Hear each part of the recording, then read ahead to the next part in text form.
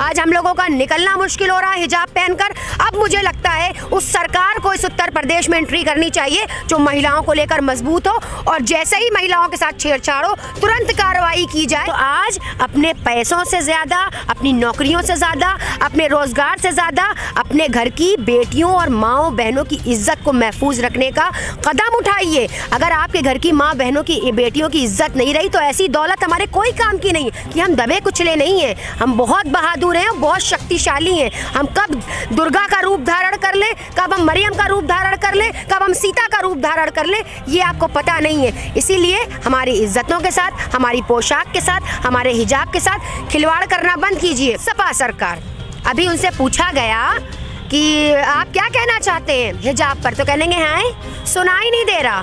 तो आज मैं अपने तमाम ही जितने भी मुस्लिम कम्युनिटी से लोग आते हैं, जब आपके पास सपा प्रत्याशी आए ना तो कह दीजिए मुझे सुनाई नहीं देता, मुझे सुनाई नहीं देता, मैं बहरा हो गया, मुझे वोट।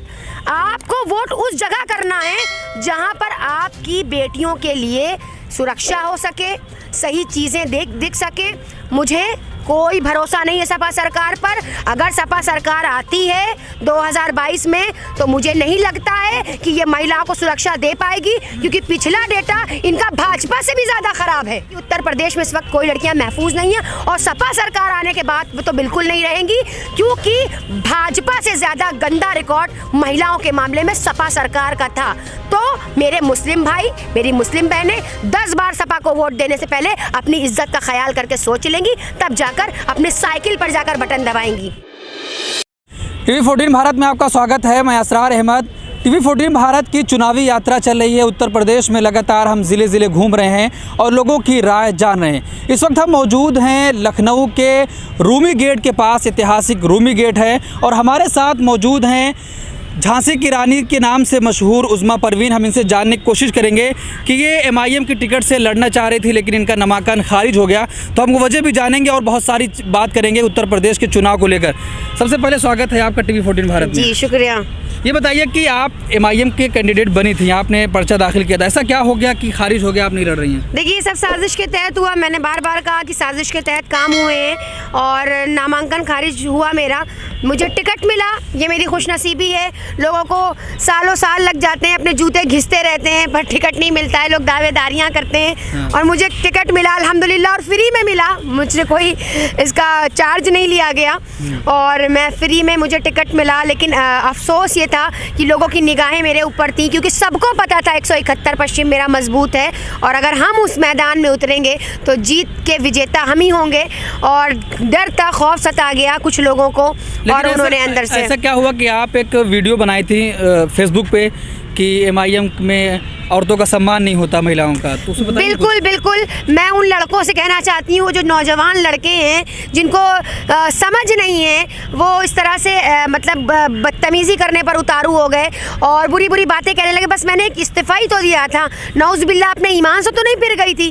तो इनको इस तरह की बातें नहीं करनी चाहिए थी। मैं ये समझती हूँ कि जहाँ नारी सम्मान होता है वहीं लोग कामयाब होते हैं, और हमारे भारत में चाहे वो किसी भी मतलब धर्म की जात से महिला ताल्लुक़ रखती है, उसका सम्मान ज़रूरी है। उनकी पार्टी के कुछ लोग, मैं हर एक को नहीं कह रही कि हर कोई बुरा है, और मुझे ओवैसी साहब से कोई भी शिकायत नहीं है। उन्होंने मुझे अपनी बेटी की तरह समझा और उनके पास उस वक्त आखिरी दिन था, 3 तारीख थी, नामांकन का लास्ट वक्त था, और आसिम वक़ार साहब कहीं नज़र नहीं आ रहे थे, दूर दूर तक के पाला छोड़कर भाग चुके थे। अब कोई ऑप्शन नहीं था, मैं निर्दलीय भरने गई थी।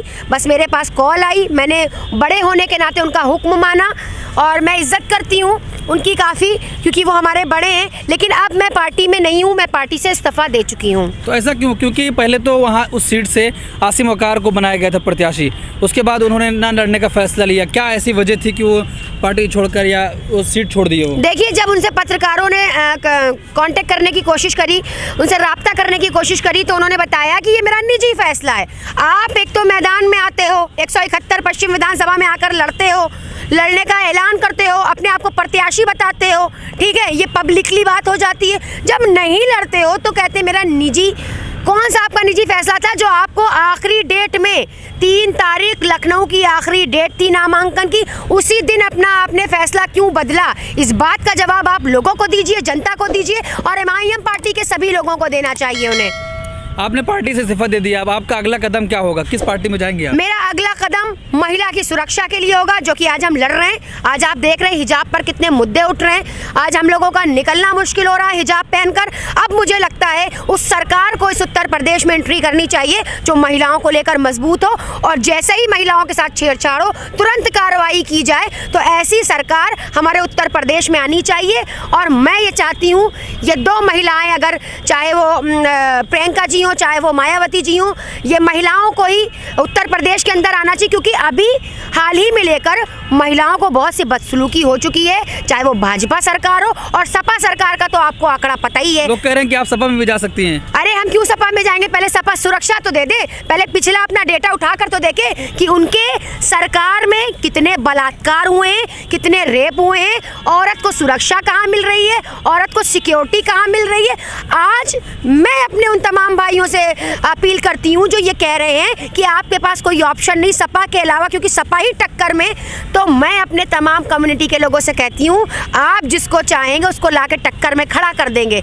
तो आज अपने पैसों से ज़्यादा, अपनी नौकरियों से ज़्यादा, अपने रोज़गार से ज़्यादा अपने घर की बेटियों और माँओं बहनों की इज्जत को महफूज रखने का कदम उठाइए। अगर आपके घर की माँ बहनों की बेटियों की इज्जत नहीं रही तो ऐसी दौलत हमारे कोई काम की नहीं। आज हम लोग रोज़गार के लिए ज़रूर चिल्ला रहे हैं, आज हम लोग शिक्षा के लिए चिल्ला रहे हैं, लेकिन पहले तो हम अपने घर की माँ बहनों बेटियों की इज्जत बचाएंगे ना। पहले तो इज्जत से तो नहीं कर सकते खिलवाड़, तो कम खाएंगे, कम पहनेंगे, कम कहने में वो करेंगे कि नहीं चाहिए बहुत ज़्यादा दौलत शोहरत, लेकिन हमारी इज्जतों के साथ खिलवाड़ ना किया जाए। बहुत देखी उत्तर प्रदेश में सरकार, चाहे भाजपा सरकार हो चाहे सपा सरकार हो, मैं सब पर निशाना साधती हूँ, ये लोग बेटियों के मामले में अच्छे नहीं हैं। लेकिन फिर वही सवाल लोग करेंगे ना कि उस्मा MIM में थी, उन पर आरोप लगा दी कि महिलाओं का सम्मान नहीं होता है। सपा में भी लोग कह रहे थे जाने की बात, वहाँ भी आपने महिलाओं के सम्मान की बात कर दी, तो अब आप जो दो पार्टी का नाम ले रही हैं वहाँ भी जाएंगे और कहेंगे वहाँ भी महिलाओं का सम्मान नहीं होता है? देखिए बिल्कुल, मैं एक ऐसी सच्ची और साफ लड़की हूँ, जहाँ औरतों की इज्जत नहीं होगी मैं वहाँ नहीं रुकती हूँ, और मैं अपने उत्तर प्रदेश में इस बात को साबित कर दूँगी कि औरतों का सम्मान, सबसे पहला सम्मान औरतों का होना चाहिए।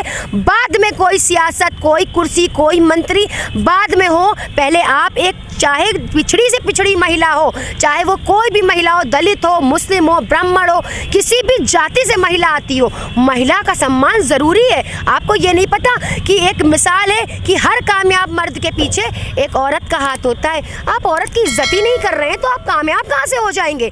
तो मैं उन सारी सियासी पार्टियों को बोलती हूँ जो लोग औरत को बहुत कमज़ोर समझते हैं और बहुत ये समझते हैं कि दबी कुचली है, तो आज हम ये बता दिया, आज हमने साबित कर दिया कि हम दबे कुचले नहीं हैं, हम बहुत बहादुर हैं, बहुत शक्तिशाली हैं। हम कब दुर्गा का रूप धारण कर लें, कब हम मरियम का रूप धारण कर लें, कब हम सीता का रूप धारण कर लें, ये आपको पता नहीं है। इसीलिए हमारी इज्जतों के साथ, हमारी पोशाक के साथ, हमारे हिजाब के साथ खिलवाड़ करना बंद कीजिए।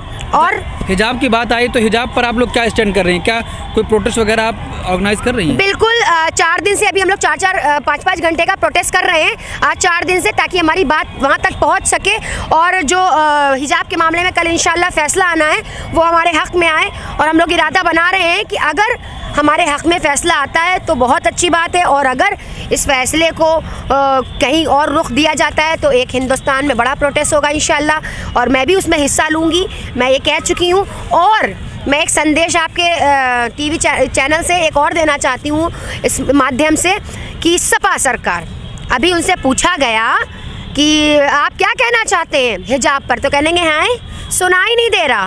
तो आज मैं अपने तमाम ही जितने भी मुस्लिम कम्युनिटी से लोग आते हैं, जब आपके पास सपा प्रत्याशी आए ना तो कह दीजिए मुझे सुनाई नहीं देता, मुझे सुनाई नहीं देता, मैं बहरा हो गया, मुझे वोट। आपको वोट उस जगह करना है जहां पर आपकी बेटियों के लिए सुरक्षा हो सके, सही चीज़ें दिख सके। मुझे कोई भरोसा नहीं है सपा सरकार पर। अगर सपा सरकार आती है 2022 में तो मुझे नहीं लगता है कि ये महिलाओं को सुरक्षा दे पाएगी, क्योंकि पिछला डेटा इनका भाजपा से भी ज़्यादा ख़राब है। लोग कह रहे हैं कि अगर अभी इस वक्त ये मामला उठाया जाएगा तो भारतीय जनता पार्टी उसका फ़ायदा उठा लेगी और किसी के को नुकसान हो जाएगा। अच्छा ठीक है, आप हिजाब को लेकर शुरू हो गए तो अब मामला ना उठाएं, कल को आप कहेंगे उठाओ भाई सारे मुसलमानों की गर्दन काट दो, लेकिन अभी रुक जाओ, अभी चुनाव गर्दन कट जाने दो पहले। पहले गर्दन कट जाए, चुनाव हो जाए, फिर उसके बाद प्रोटेस्ट करते हैं, उसके बाद मुद्दा उठाते हैं। बात तो अभी चल रही है ना, फैसला तो अभी आना है ना, प्रोटेस्ट बाद में कैसे करेंगे? चुनाव के बाद करेंगे प्रोटेस्ट। तो चुनावी हलचल तो होती रहेगी, चुनाव तो होते रहेंगे, चुनाव आते जाते रहेंगे, पर इज्जत चली जाएगी, आबरू, इस्मत और हिजाब जैसी चीज़ चली जाएगी कीमती, उसको हम कहाँ से लाएंगे? उसको क्या सपा सरकार वापस कर पाएगी? आज सपा सरकार को अपने चुनाव की बहुत पड़ी है, पर मुस्लिम बहनों के हिजाब की नहीं पड़ी। मैं शुक्रिया अदा करती हूँ मायावती जी का भी और प्रियंका जी का भी कि वो एक महिला होकर एक महिला के लिए उन्होंने एक ट्वीट किया, आवाज़ उठाई, वो हमारे सपोर्ट में उतरी। हमें अच्छा लगा क्योंकि वो एक महिला है। मैं एज ए पॉलिटिशियन नहीं कह रही उनकी शुक्रिया अदा करी, मैं एज ए महिला उनका शुक्रिया अदा करती हूँ, उनकी शुक्रगुजार हूँ। और मुझे लगता है कि मैं हूँ, चाहे कोई भी लड़की, उत्तर प्रदेश में इस वक्त कोई लड़कियाँ महफूज नहीं हैं, और सपा सरकार आने के बाद वो तो बिल्कुल नहीं रहेंगी, क्योंकि भाजपा से ज़्यादा गंदा रिकॉर्ड महिलाओं के मामले में सपा सरकार का था। तो मेरे मुस्लिम भाई, मेरी मुस्लिम बहनें 10 बार सपा को वोट देने से पहले अपनी इज्जत का ख्याल करके सोच लेंगी, तब जाकर अपने साइकिल पर जाकर बटन दबाएंगी। चलिए, बहुत शुक्रिया। ये थी उज़्मा परवीन, जिन्होंने तमाम मुद्दों पर बातचीत करी और बताया कि क्या वजह थी कि इन्होंने MIM के टिकट से नहीं लड़ा, क्योंकि लास्ट दिन था और इनका नामांकन रद्द हो गया।